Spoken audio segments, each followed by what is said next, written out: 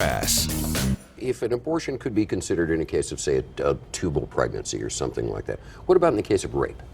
Should it be legal or not?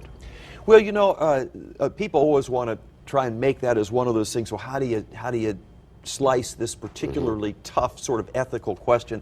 It seems to me, first of all, from what I understand from doctors, that's really rare. If it's a legitimate rape, the female body has ways to try to shut that whole thing down. But let's assume that maybe that didn't work or something.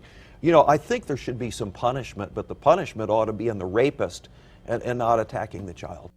And that was the end of the Todd Akin for United States Senate campaign. Once people figured out that he had actually said the words legitimate rape and shutting that thing down. Now, former Congressman Todd Akin, who lost, and rightfully so, in his last campaign, has penned a new memoir. It is called Firing Back, Taking on the Party Bosses and Media Elite to Protect Our Faith and Freedom.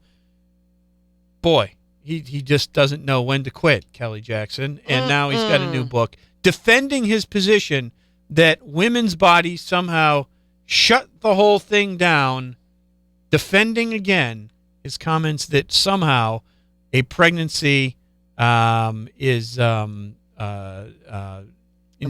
not able to function if there's a rape. Why is he doing this? I don't know. I would never want to get up in his head to see why he's saying these comments. And now he actually has officially written a book about some of this foolishness. Yes, instead of just going on to a local talk show and spouting off stupidity, he decided he would sit down and actually publish stupidity. Here's his comments. My comment about a woman's body shutting the pregnancy down was directed to the impact of stress on fertilization, he writes. This is something fertility doctors debate and discuss. Doubt me?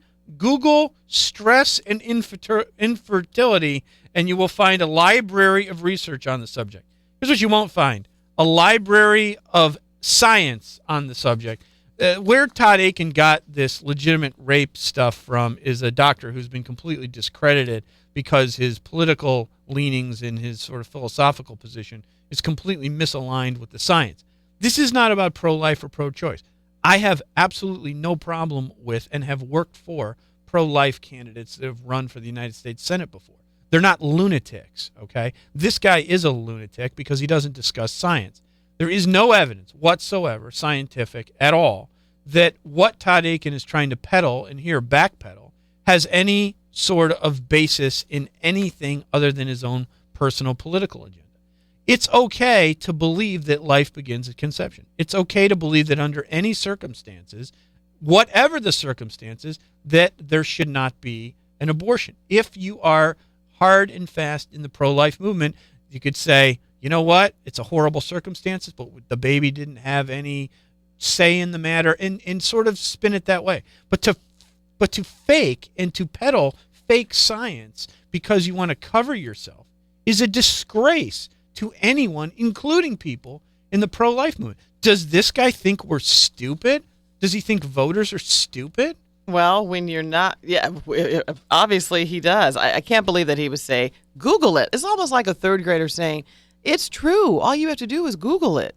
Yeah. It doesn't make any sense. And it's also coming from the man who believes that, rape is or abortion is much worse than slavery.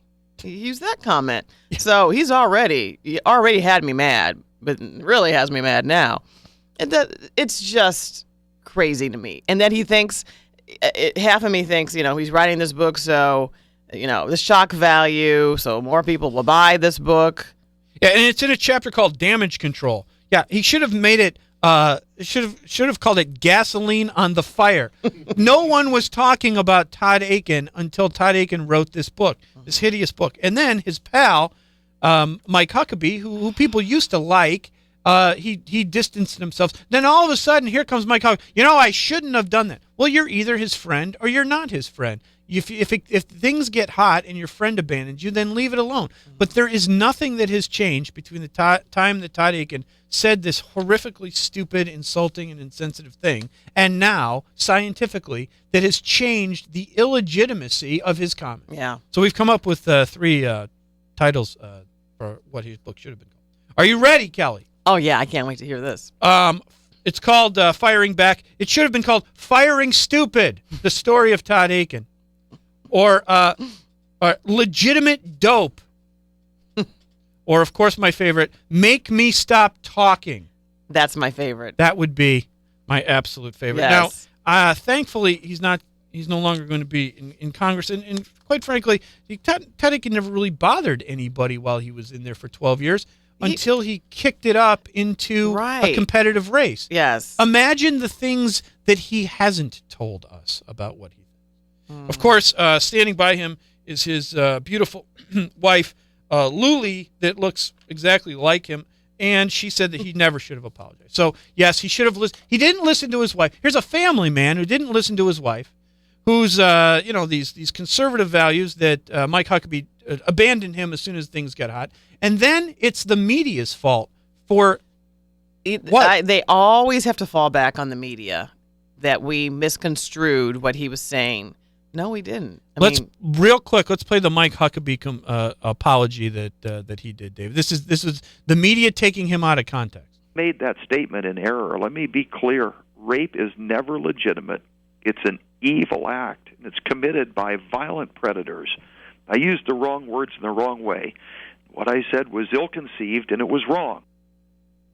I don't know what else to say, except don't buy this book because he is stupid and he is not worthy. And the trees that died for this poison to be published, he should have to go replant. All right. We'll take a break. When we come back, our pal Dennis George is back on the air. He'll be on Sundays on the Big 550 KTRS. He'll be in studio. He's in studio. He'll be on the mic. That's Kelly. I'm Scott.